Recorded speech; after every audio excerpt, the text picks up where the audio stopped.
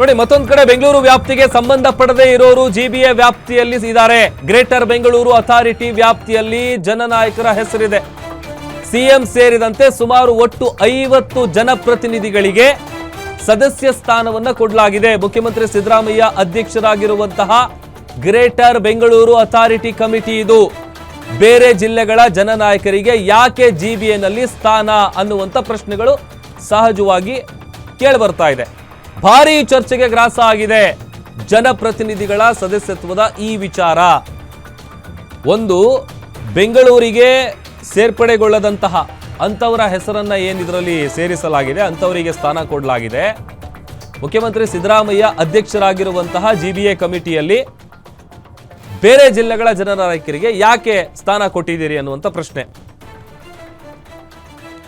ಇವಾಗ ಮತ್ತಷ್ಟು ಡೀಟೇಲ್ಸ್ ಅನ್ನ ಕೊಡ್ತಾರೆ ಚರಣ್, ಮೆಟ್ರೋ ರಿಪೋರ್ಟರ್ ದೂರವಾಣಿ ಸಂಪರ್ಕದಲ್ಲಿ ಜಾಯ್ನ್ ಆಗಿದ್ದಾರೆ. ಚರಣ್, ಈಗ ಬೆಂಗಳೂರಿಗೆ ಸೇರ್ಪಡೆಗೊಳ್ಳದೇ ಇರೋರಂಥವ್ರನ್ನ ಅಂಥವ್ರಿಗೆ ಏನು ಸದಸ್ಯ ಸ್ಥಾನ ಕೊಟ್ಟಿದ್ದಾರೆ ಗ್ರೇಟರ್ ಬೆಂಗಳೂರು ಅಥಾರಿಟಿಯಲ್ಲಿ, ಯಾಕೆ ಅನ್ನುವಂಥ ಪ್ರಶ್ನೆ. ಅದರ ಜೊತೆಗೆ ಎಲ್ಲ ಒಂದು ಕಡೆ ಈ ಆದೇಶದ ಹಿಂದೆ ಒಂದು ದೊಡ್ಡ ಚರ್ಚೆಗೂ ಕೂಡ ಗ್ರಾಸ ಆಗ್ತಾ ಇದೆ. ಈ ಥರದ ಒಂದು ರಾಜ್ಯ ಸರ್ಕಾರದ ಆದೇಶ ಏನು, ಯಾಕೆ ಅಂತ ಸಹಜವಾಗಿ.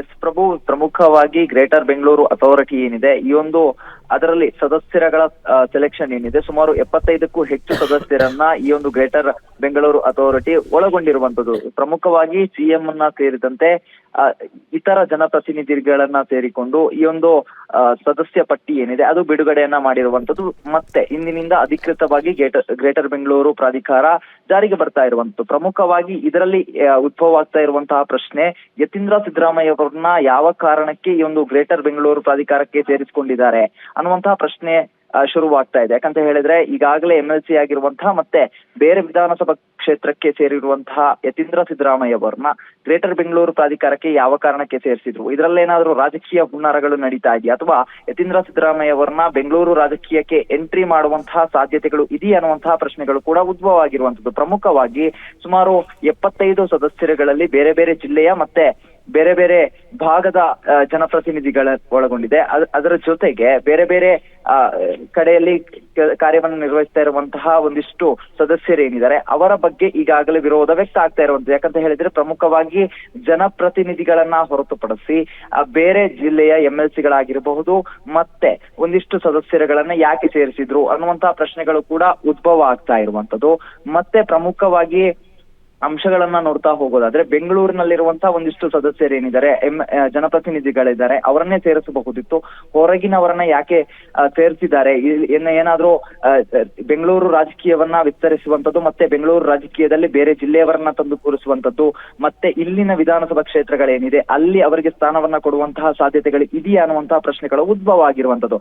ಈಗಾಗಲೇ ಯತೀಂದ್ರ ಸಿದ್ದರಾಮಯ್ಯ ಅವರು ತಮ್ಮ ತವರು ಊರಿನಲ್ಲಿ MLC ಆಗಿರೋದ್ರಿಂದಾಗಿ ಆ ಒಂದು ಭಾಗದಿಂದ ಅವರನ್ನ ಬೆಂಗಳೂರಿನ ಈ ಒಂದು ಗ್ರೇಟರ್ ಬೆಂಗಳೂರು ಪ್ರಾಧಿಕಾರ ಏನಿದೆ ಅದಕ್ಕೆ ತರುವಂತಹ ಅವಶ್ಯಕತೆ ಏನಿತ್ತು, ಮತ್ತೆ ಅವರಿಗೂ ಇದಕ್ಕೂ ಏನು ಸಂಬಂಧ ಅನ್ನುವಂತಹ ಪ್ರಶ್ನೆ ಈಗಾಗಲೇ ಸಾರ್ವಜನಿಕ ವಲಯದಲ್ಲಿ ಮತ್ತೆ ಏನು ವಿರೋಧ ಪಕ್ಷಗಳಲ್ಲಿ ಕೂಡ ಚರ್ಚೆಗೆ ಗ್ರಾಸ ಆಗಿರುವಂತದ್ದು. ಇದರಿಂದಾಗಿ ಮುಂದಿನ ದಿನಗಳಲ್ಲಿ ಯತೀಂದ್ರ ಸಿದ್ದರಾಮಯ್ಯ ಬೆಂಗಳೂರು ಪಾಲಿಟಿಕ್ಸ್ಗೆ ಏನಾದ್ರೂ ಎಂಟ್ರಿ ಆಗ್ತಾರಾ, ಇಲ್ಲಿ ಯಾವ್ದಾದ್ರು ಕ್ಷೇತ್ರದಲ್ಲಿ ಅವರು ಕಾಂಪೀಟ್ ಮಾಡ್ತಾರಾ ಅನ್ನುವಂತಹ ಪ್ರಶ್ನೆಗಳು ಕೂಡ ಉದ್ಭವ ಆಗಿದೆ. ಇದರ ಜೊತೆಗೆ ಬೇರೆ ಯಾವುದೇ ಒಬ್ಬ ನಾಯಕರುಗಳು ಅಥವಾ ಜನಪ್ರತಿನಿಧಿಗಳಿಗೆ ಇಲ್ದಿರುವಂತಹ ವಿರೋಧ ಯತೀಂದ್ರ ಸಿದ್ದರಾಮಯ್ಯ ಅವರ ಈ ಒಂದು ಸದಸ್ಯ ಸ್ಥಾನ ಏನಿದೆ ಆ ಒಂದು ಸದಸ್ಯ ಸ್ಥಾನದಲ್ಲಿ ಆಕ್ರೋಶಕ್ಕೆ ಕಾರಣ ಆಗಿರುವಂತದ್ದು. ಪ್ರಮುಖವಾಗಿ ಸಿಎಂ ಸಿದ್ದರಾಮಯ್ಯ ಅವರ ಮಗ ಆಗಿರೋದ್ರಿಂದಾಗಿ ಏನಾದ್ರೂ ಬೆಂಗಳೂರಿನ ರಾಜಕೀಯ ವ್ಯವಸ್ಥೆ ಏನಿದೆ ಮತ್ತೆ ಬೆಂಗಳೂರಿನ ಒಂದಿಷ್ಟು ಕ್ಷೇತ್ರಗಳೇನಿದೆ ಆ ಒಂದು ಕ್ಷೇತ್ರಗಳಿಗೆ ಎಂಟ್ರಿ ಮಾಡುವಂತಹ ಪ್ಲಾನ್ ನ ಸಿದ್ದರಾಮಯ್ಯ ಅವರೇ ಮಾಡಿಕೊಂಡಿದ್ರ ಅನ್ನುವಂತಹ ಒಂದಿಷ್ಟು ಚರ್ಚೆಗಳು ಕೂಡ ಈಗಾಗಲೇ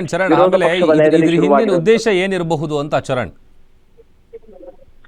ಪ್ರಮುಖವಾಗಿ ಈ ಒಂದು ಡೆವಲಪ್ಮೆಂಟ್ ಗಳನ್ನ ನೋಡ್ತಾ ಹೋಗೋದಾದ್ರೆ ಪ್ರಭು, ಪ್ರಮುಖವಾಗಿ ರಾಜಕೀಯ ಉದ್ದೇಶಗಳಿಂದ ಈ ಒಂದು ಗ್ರೇಟರ್ ಬೆಂಗಳೂರು ಪ್ರಾಧಿಕಾರಗಳಲ್ಲಿ ಜನಪ್ರತಿನಿಧಿಗಳನ್ನ ಸದಸ್ಯರನ್ನಾಗಿ ಮಾಡಿರುವಂತಹ ಹುನ್ನಾರಗಳು ಕಾಣಿಸ್ತಾ ಇದೆ. ಯಾಕಂತ ಹೇಳಿದ್ರೆ ಈಗಾಗಲೇ ಯತೀಂದ್ರ ಸಿದ್ದರಾಮಯ್ಯ ಅವರು ಬೇರೆ ಕ್ಷೇತ್ರದಲ್ಲಿ MLC ಆಗಿರುವಂತದ್ದು ಮತ್ತೆ ಅಲ್ಲಿ ಕಾರ್ಯನಿರ್ವಹಿಸ್ತಾ ಇರುವಂತದ್ದು.